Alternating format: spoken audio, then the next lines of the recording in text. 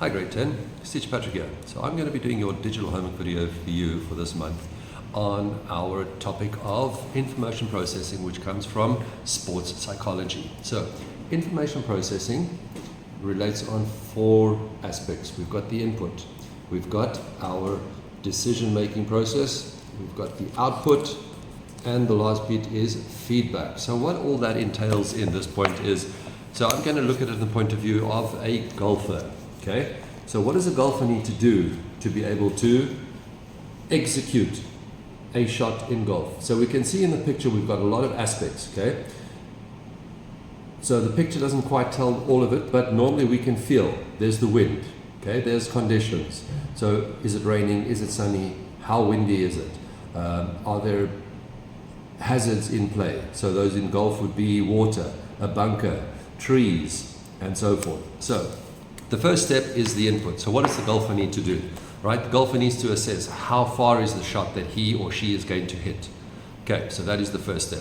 They will then discuss this with their caddy and decide on the club to use. Is the wind into them or is it behind them? Which means that the ball could fly further if it's behind them, or it could fly shorter if it's into them. Is it from the left or the right? Which could mean the ball is going to move in a certain direction, in the wind coming from the right or from the left. Okay, they need to take in conditions of weather, right? If it could be colder in the morning, the ball's not going to fly as far. So these are all the input. Okay, once all the input decision has been made, they then move on to the next step, which is decision making. Okay, so in the decision making, they've taken all the information they've gathered together, they come to decision on how to execute the shot, and they will then execute the shot. Once they have executed that shot, there is nothing they can do. The control factor has left. Okay?